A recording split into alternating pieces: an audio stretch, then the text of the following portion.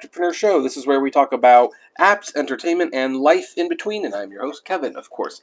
Now, if you hear a little munching in the background, there is a very simple reason for that. See, for the time being, I have to use this room for our live streams, our fireside chats, whatever, with the llamas. And Minnie the chinchilla sits right on the other side. Now, granted, this is a problem that I have in our normal hangout place, which is the master bedroom in our house.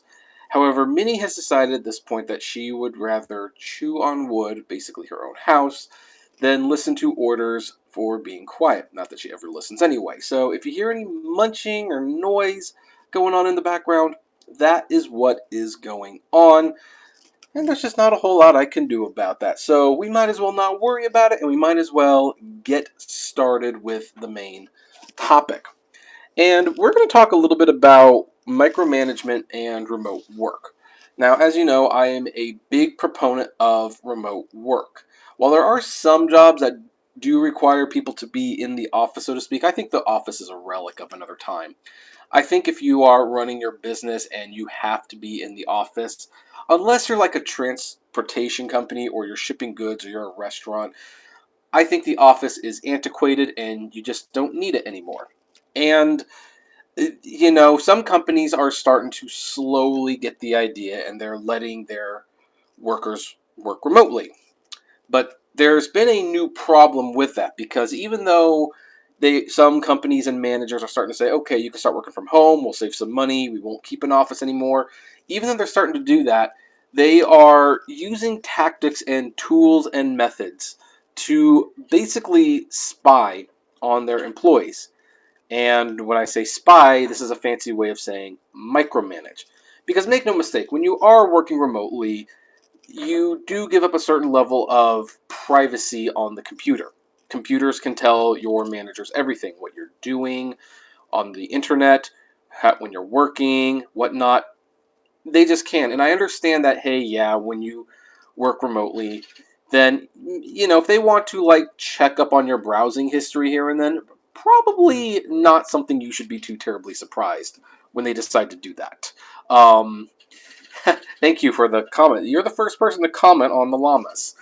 Okay, getting back. I will be answering questions and we'll do a little chat after the story.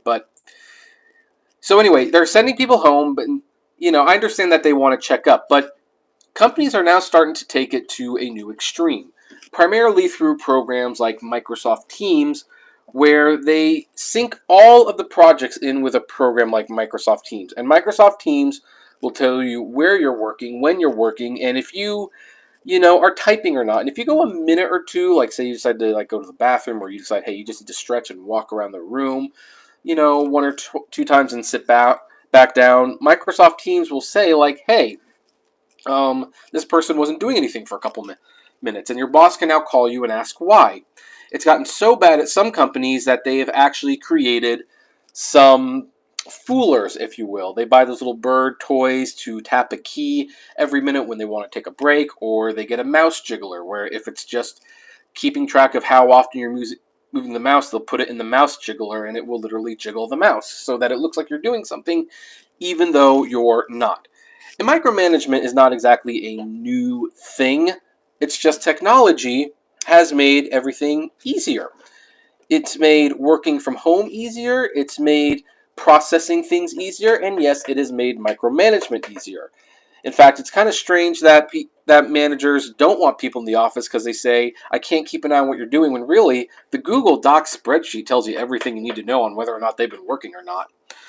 But the thing is, whether it's spying on the people in the office or spying through Microsoft Teams, a Harvard study has shown that micromanagement is not productive. It doesn't do what managers think it's doing, and in fact, if anything, micromanaging is almost a surefire way to guarantee you have lazy, unproductive employees. And we'll discuss why. So this comes to us from Fortune, and again, because of the setup, I have to read it. So anyway, let's see here. Managers look so the article's called "Monitoring Your Employees at Work May Actually Make Them Slack Off, slow down, and even steal more than ones who aren't, Harvard study says. When you have a headline like that, you know that you're doing something wrong. But anyway, let's see here. Managers looking to run a tight ship should be very wary about keeping an overbearing eye on their employees. A study by Harvard Business Review found that the employees given a series of tasks, quiet Minnie, not that that's going to do anything, she's still going to chew on the on the house. A study by Harvard Business Review found that employees given a series of tasks were more likely to cheat despite being told they would be working under electronic surveillance than those who were not told they would be monitored. The study, which looked at the behavior of 200 U.S.-based employees, noted that employees are motivated either by external factors such as the threat of punishment or the promise of reward, or by their internal moral compass. After conducting the study, the authors concluded that when workers are monitored, they shift the responsibility of their actions onto the authority figure overseeing their surveillance rather than onto themselves, and are more likely to act in ways that runs counter to their own moral standards.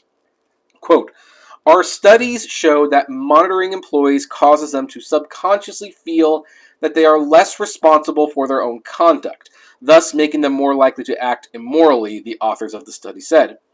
Harvard Business Review similarly found in another 100-employee study that monitored workers were substantially more likely to take unapproved breaks, disregard instructions, damage workplace property, steal office equipment, and purposefully work at a slow pace. Now, I cannot speak to those other ones, but I will speak to the last one, because I worked in an office before the pandemic hit, and managers there were micromanagers. They were such micromanagers that even though we had plenty of offices in the building, they wanted all the people in one big office so that the manager could just look and make sure everyone was working. But the thing was, there was really no reward for getting work done early. Like, we had so much work we can do a day, and if we finished it early, then they would send you home.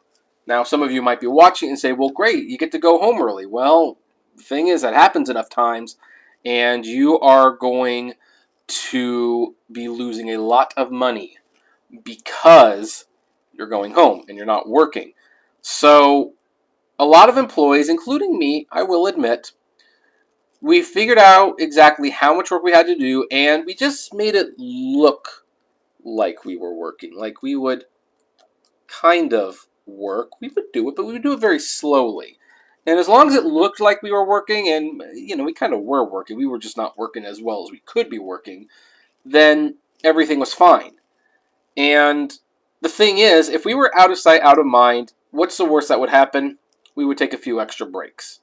We'd still have to get all the work done because getting the work done is a requirement for being employed there, and you can't be missing your deadlines and things like that, but people who finished early might just kick back for 15, 20 minutes, relax, and then get started on their next project. And that's how it should have been, but because we were all in one room, with knowing that the management was watching, everyone just worked excruciatingly slow. In my opinion, it was a model of unproductivity.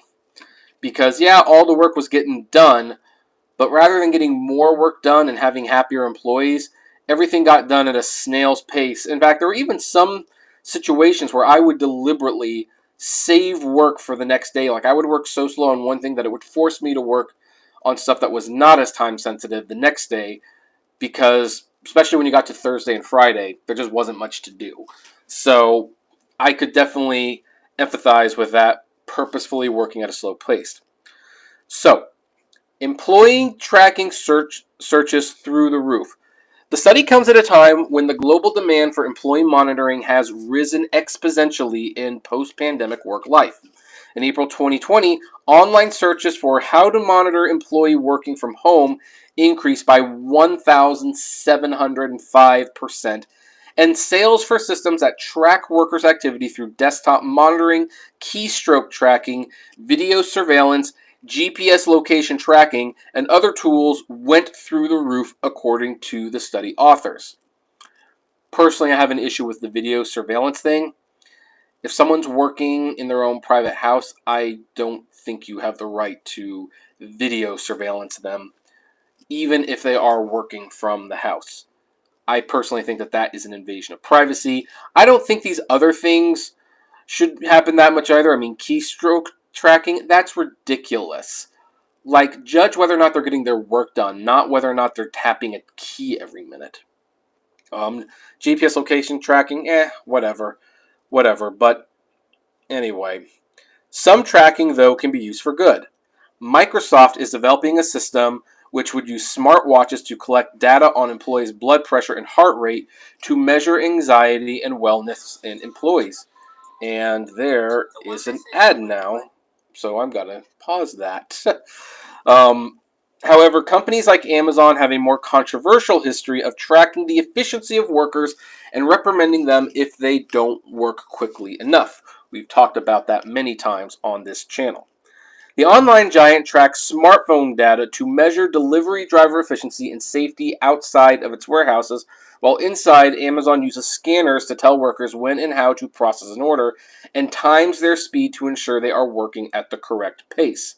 And again, we have talked about this before, and how this pressure that Amazon puts on their employees usually results in Amazon workers working in the warehouses for 2 to 3 years before having to retire from the workforce entirely because of back problems that they never recover from.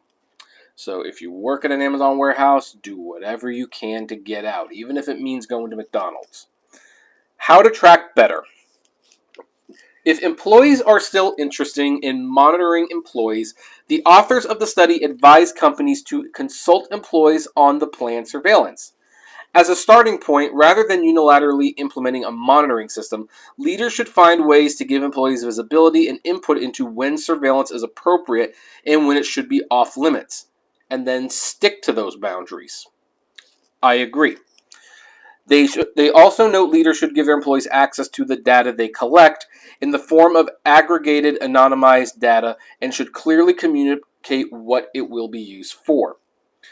Harvard Business Review cited one study which found that even just explaining the scope and purpose of the monitoring boosted employees' acceptance of the practice by about 70%. But it doesn't mean that it can't be abused. Now, let's go back to this list that they tracked, where they're starting to monitor desktop monitoring, keystroke tracking, video surveillance, GPS location tracking, and other tools. So let's look at the tools that they've listed right there. Okay, what about desktop monitoring? I don't necessarily find that to be too invasive.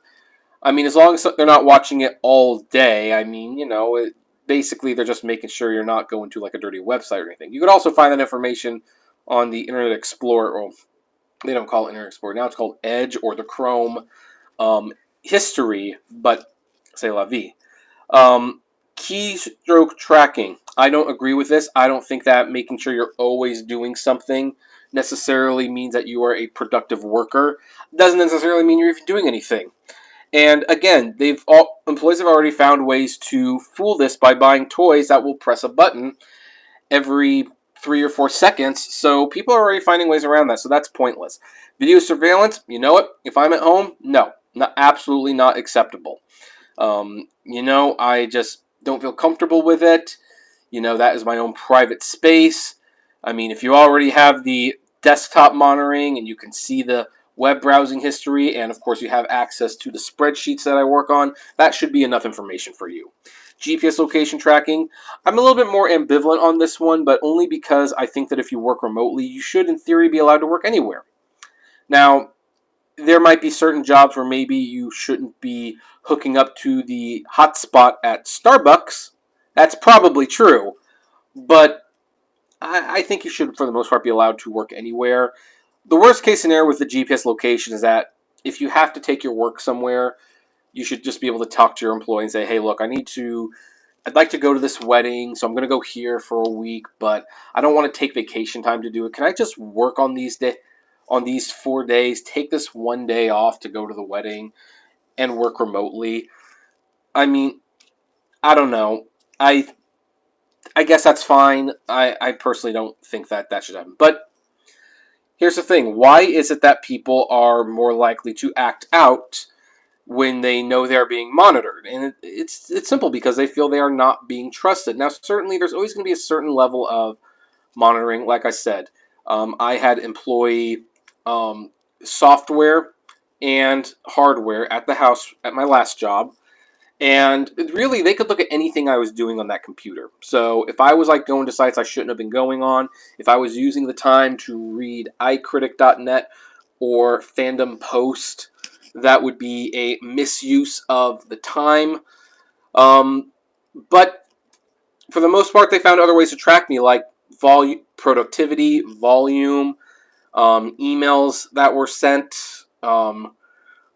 If they needed to randomly chat with me, most of the time I was there. Only rarely was I like in the bathroom or signing for a package at the door or getting lunch through Uber Eats, because,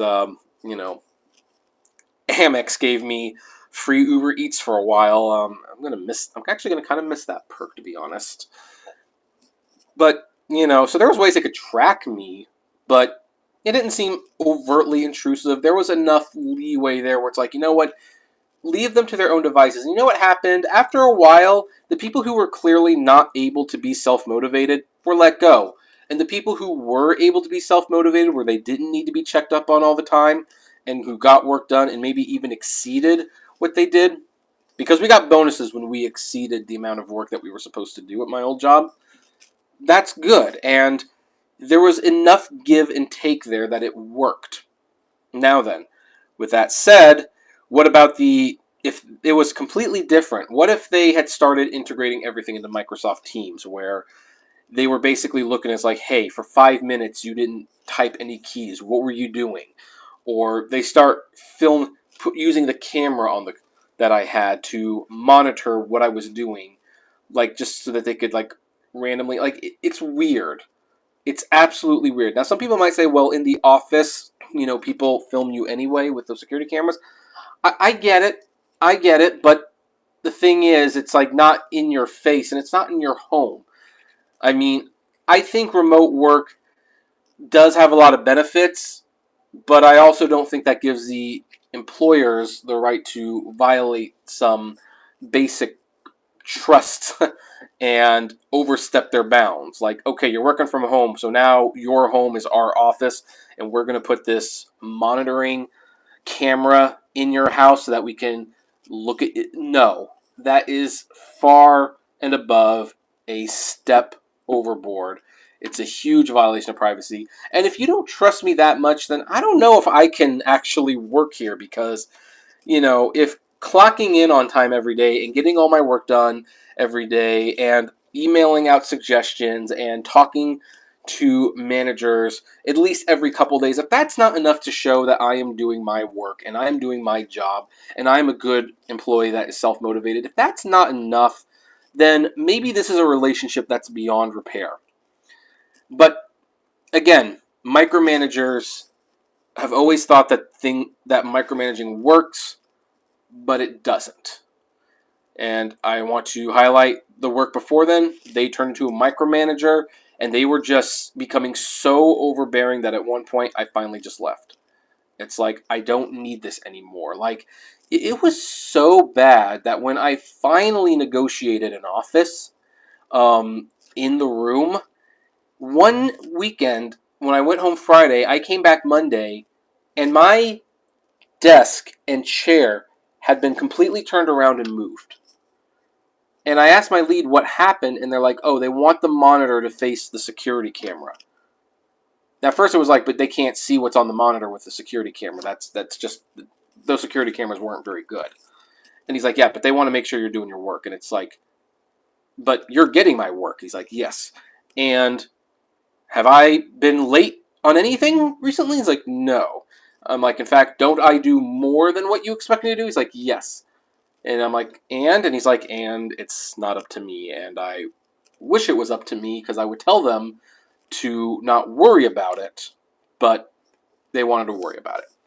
And, that's the point where I think it was like a week or two later, I finally said, enough is enough. Well, then they wanted to punish me for something that was completely ridiculous. Basically, while I was doing my work, I was listening to music through YouTube on another browser, and they decided to investigate my YouTube channel. Yeah, this one right here. And they saw that I uploaded videos every day. And they looked at the timestamps and said, those videos are during work hours, so he's using work time to upload videos. And they came in with their evidence, and I explained to them what a premiere was. Like, I'm scheduling these for premieres. And there's a video that goes up every day at 9:30. And he's like, but you're here at work. I'm like, yes, but I don't have to be home to upload a video at that time. I could set it up in advance. And the guy was like, no, what this clearly shows, he was Japanese, I'm sorry to say, so forgive the accent, is that you are using company time to post personal videos. And I'm like, no, I'm not. Do you think I am honestly stopping every day at exactly 9:30 to film, edit, and upload a video? You think I'm doing that? It's like, we have proof. We have proof. And it's like, no, you don't. And that's when the boss was like, he's like, you must apologize. I just looked at him and I said, I'm very sorry you misunderstood this. He was not happy, so he decided he was going to demote me, which didn't necessarily mean like a paying cut, but he wanted me to go from doing the accounting and running the books and keeping track of their finances to going to the back of the warehouse and take price stickers and put them on merchandise. That's what he wanted me to do. Now, sure, I could do that, but I'm not going to do it. So I waited out the end of the day. I left. I called out sick for a few days, got a new job, and then resigned. And by the way, that company, who shall not be named, because somehow they're still in business, believe it or not, they got audited by the IRS, and apparently they've just been fined so many penalties for improperly keeping track of their finances, because apparently when I left, because I did not have anyone who knew how to do the books when I left and didn't know how to keep track of the expenses, and I had not trained a replacement or anything like that, they decided that rather than hire someone to fix that problem, they would just not fix it. And they would go on to micromanaging everyone else who worked there, and they would not keep track of their finances. Well, that came back to bite them. And amazingly, they're still in business, but I keep hearing every few months that they are on the verge of closing down. So it's very interesting. And so did the micromanagement actually help their situation? All they did was they lost an employee that was really helping them out. So, I mean, I was really holding that company together, and so, but then it was not just me. There were other people who just left that company because they didn't like the manager coming in and just spying on them. Like, he would literally sometimes walk up to someone and stand over their shoulder and just kind of watch. And the thing is, I don't even think he knew what they were doing. I don't think he knew what he was looking for. He just wanted them to know he was watching them work. And after a while, they're kind of like, this is kind of creepy. I don't want to be here anymore. So, yeah, this article about how being a micromanager, even remotely, is not actually helping out managers or productivity. I believe it. I totally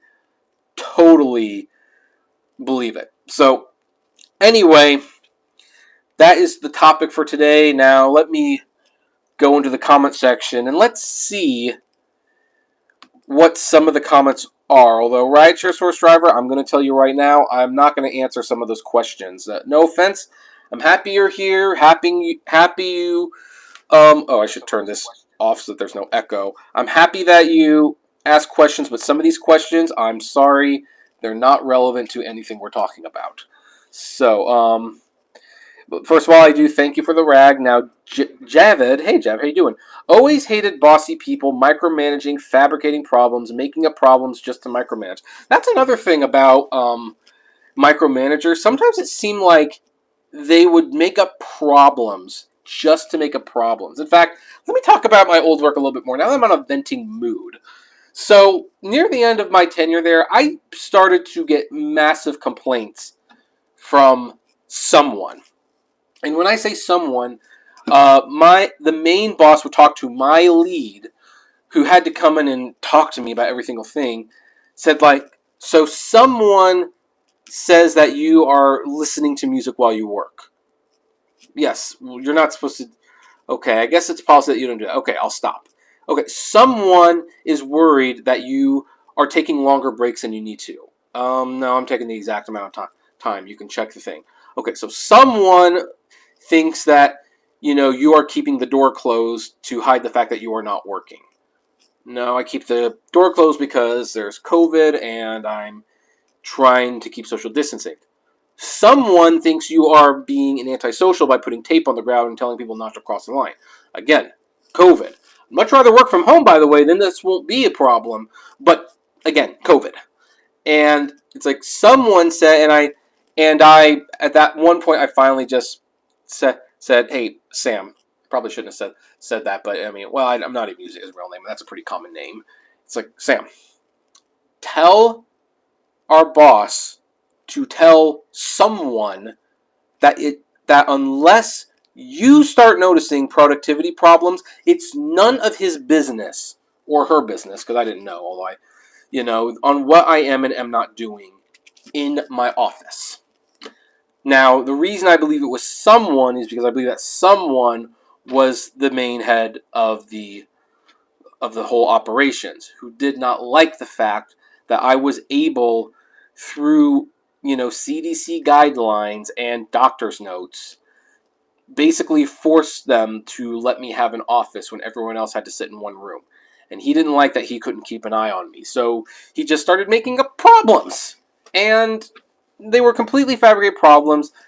Like, again, if Sam had seen that there had been a drop in productivity, then that'd be one thing. But he didn't. And so I think it was just the main guy making issues. And by the way, Javed, I agree with your follow-up when he says an excuse for people to be on a power trip. Let's see here. What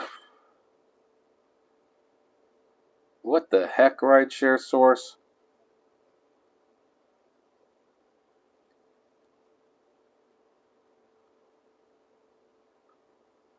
Okay, here's an interesting one. I wonder how went the worldwide protest for the 4th, organized by the over $100 an hour limo professor who relates the most to all gig workers. I assume you're talking about the rideshare professor, who I am still friendly with. So, here's the thing. I do think there are things that people can definitely learn from the rideshare professor. I mean, look, if this guy's driving a limo and making $100 an hour, I mean, think about that. Really think about that. And do you think he's hustling every day? No. He is making bank being a limo driver. And you know what? Limo drivers are just Uber drivers who wear a tuxedo to the office and maybe hold a door opener too. And anyone can be a limousine driver and have their own business. Maybe people should stop being Uber drivers and become limo drivers. Build up their own clientele. That's something you can learn from Rideshare Professor. Now, as for the worldwide protest July 4th, I don't think anything happened.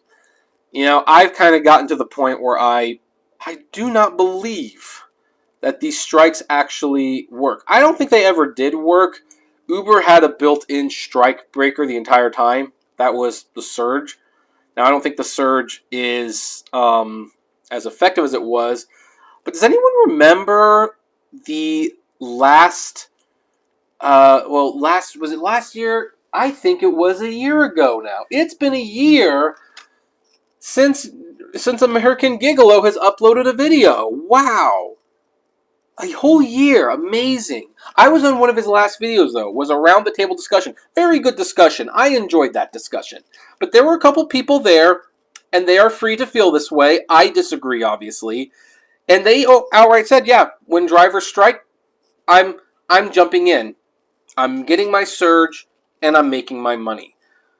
And the problem with thinking like that is it's like, well, yeah, you will screw the other guys to get temporary financial relief, but long term, you are still hurting yourself. The whole reason for the strike is to make things better for you in the long run. And when you don't adhere to it, and when you drive on days when people are encouraging you not to drive because you're trying to get better wages, you're trying to get Uber and Lyft to stop screwing you over, like this, it's like just to say like, oh, hey, the surge is a little higher because everyone's striking, so I'm going to drive. It's like, yeah, no, you want Uber to hurt. Now, interestingly, they are hurting because people aren't driving for them. The gas is too much money. They don't want to be driving for 54. Is it 54 cents or is it 39 cents now? I kind of forgot, to be perfectly honest. But yeah, they really don't want to drive right now. So now Uber's having to like give bonuses and stuff to get you on the road. I mean, I got one that if I wasn't all the way over here, I might have actually considered doing. They sent me an email and said, hey, if you take 5 rides in Los Angeles on this night, between these hours, you will get an extra $200 bonus. And it's like, in Los Angeles, I could probably do that in a couple hours. I thought about getting behind the wheel again. But then but I'm over here, so I can't do that, so not doing it. But that kind of goes to show you that they're going back into the vault, the piggy bank vault, and they're trying to pull out bonuses to get you back on the ride. You see, this is why you want to strike if you feel like they are not paying you a fair wage, because the more you make them sweat, the more they have to give you extra money just to get you on the road. That's how you hurt them. But that said, I think we're beyond the point of strikes actually working. I think right now there's kind of like a prolonged strike in general because people just can't afford to drive Uber anymore. All right. A friend of mine makes some internet installations after the provider, and he said Starbucks has very fast net. Yeah, the Starbucks, their hotspots are very good. The reason you might not be able to use them for some remote work is because if you're dealing with sensitive information and you get in a hotspot network that's publicly available, then that means other people sharing the network could potentially hack you and look into what you're doing. So that's not a good thing. Your wife could upload videos too while you work. Oh yeah, that's a good point. Although she was working herself, so we had. By the way, folks, I see there's 8 people in there. Feel free to ask questions. I'm coming near the end of Rideshare Source Drivers videos, and if I don't have any more questions, then we're going to cut the live stream short. We had 4th mass shooting during the parade. Yeah, no, the mass shootings have become big problem. I don't know what it is. I don't know what's going on. I mean, I'm not going to be so naive to say like it's not guns problems. There probably are too many guns out there, but why this year? Why such a spike this year? What has happened this year that is making people do this on the way that they're doing it? I just don't know. So he said, Gio said he might go to drive in several different state markets, which would have been cool. Yeah, well, that might have been cool too. The biggest issue with that, of course, is that your insurance might not cover you in those other states. That's kind of the big issue right there. But who knows? That could have been a cool thing. So anyway, I am even scared to go inside Chicago. I don't know. I mean, I've not been there for a while, but the last time I went to Chicago, it didn't seem that bad. Granted, I might have been staying near tourist attractions, and they could have been, keeping those areas especially clean, so who knows. Anyway, folks, do we have any other... Rideshare Source Driver says, the real problem in is humans' mentality itself. If you had a gun, would you shoot your most hated enemy? Well, and that might be like a big issue. Like, why do people consider each other their enemy? Like, really, at the end of the day, like, if someone voted for Biden or they voted for Trump, who cares? Like, I mean, I remember, like, we've been having, like, close elections for years, but I've never seen it so divided where it's like, now it seems like to win elections, you have to paint the other side as the enemy. And, like, are you going to let the enemy win? I mean, it's just, yeah, it's kind of, I don't get it. Why is this why are we considering each other our enemies? It doesn't make any sense to me. People were attacking police officers' cars and police only retreated. Well, possibly, I mean, because, police are humans too. They want to go home to their family. They don't want to get killed in the line of fire. And especially if you see like a mob of people coming at you, um, why would you fight back? You might as well cut your losses at that point. They might even be thinking they're not getting paid enough for this job, for all I know. But I do disagree that when police officers basically don't do anything about shootings, or when there's like a crowd of people storming on the Capitol, it's like at that point you need to call backup or something like that. And you need to try to get the situation under control. Tear gas them if you have to. The police do have better weapons than what most mobs have, so they should do their job. Let's see here. Friendly stranger, did you see the news on Georgia Guidestones? All this is not a coincidence. I do not know what a Georgia Guidestone is. I'm going to look it up real quick, just because now I'm kind of curious. Oop, bumped the desk and it shook. So let's see here. Georgia Guidestones news.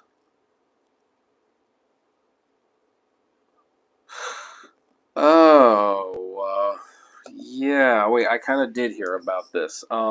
Explosion rocks Georgia Guidestones dubbed America's Stonehenge. Investigators from several law enforcement agencies converged on a rural site of Atlanta on Wednesday, seeking clues to an explosion they say heavily damaged the Georgia Guidestones, a peculiar granite monument locals called America's Stonehenge. A large portion of the structure was destroyed before dawn on Wednesday when unknown individuals detonated an explosive device on the Georgia Bureau of Investigation said on the Twitter feed. The collection of gray monoliths was erected in 1980 in the middle of a large field near the town of Elberton, Georgia, off Highway 77, and is listed as a tourist attraction by the state's travel site and the Elbert County Chamber of Commerce. The GBI said the Elbert County Sheriff's Office, which has joined it and other agencies investigating the incident, discovered the damage when officers responded to the blast.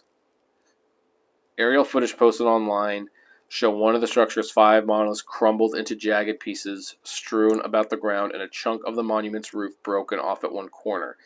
A large number of investigators and their vehicles were visible at the scene, about 100 miles east.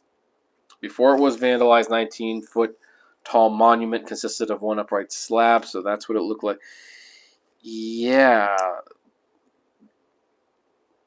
that's a shame. And the sad thing is it's teenagers. It's teenagers who did this, or very, very immature college kids who I don't even know what, there's no money in destroying those things. There's no money in destroying those monuments. I mean, I just don't get things like that. I really don't. If the general Chicago mobs now are just teens, yeah, I kind of agree with that. If you have or don't know what Magic Eye Book is, but if you get it, you can see it, you'd be amazed and won't believe this. Oh no, I remember the Magic Eye books. I don't know if they still make them anymore. Yeah, those were the 3D books where when you crossed your eyes, you could see a 3D. You could see the 3D images. The funny thing is, unless it was like a very basic like star or a circle or a shape, it was really hard to see the image what's all together. I remember having like a Disney and Garfield Magic Eye book, and it was like just so, yeah, you saw like the shapes, but like it was kind of hard to see exactly what the image was supposed to be. Can I still do it? It's been a while since I've done this, so. Oh, yep. Haha. There it is. There's it is. There's a star. There's a star. Like, let me see. Can I do the Magic Eye 2? Let me see. Can I oh no, I don't want to do that. Oh yeah, it kinda looks like dice, so yeah, okay, I guess I can still do it, folks. Not as easily as I could before, but there you have it. So yeah, they're still making the I believe they're still making the Magic Eye books. So how much do they cost now? I have not seen a kid read one of these books in a very, very long time. So, but there's a 25th anniversary book for $13.99. $13.99. My goodness. Oh, you can look inside. So, through Magic Eye's patented 3D technology. Yeah, there was like some odd way. Like, I don't know how it worked, how they made it, but yeah, they sure made it. All right, let's see here. Oh, it's like diamonds and random colors. Okay. All right, so there's 7 people. Does anyone else have any other questions or comments that you would like to ask before we bring this little live stream to an end? We've been going for 42 minutes. I would have liked to have gotten to an hour, but I also know, like, started after 7, and it's a Wednesday to boot, so I know it was kind of a last minute thing. Also, when you don't have Uber in the title, it's kind of interesting. When I don't put Uber in the title, not only do less people show up, but they're less likely to ask questions, too. But if you put Uber in the title, then people will show up, and then they'll ask you a bunch of random questions that have nothing to do with the rideshare service. So that's kind of interesting. But, all right, looks like that's where we are going to end this live stream. So for those who joined me and gave me a thumbs up, thank you so much for doing so. We'll be back in another day or two with another live stream for some topic. And you know the drill, comment below, like, favorite, share, subscribe, and as always, flame responsibly, and have a good night. I gotta turn this off now.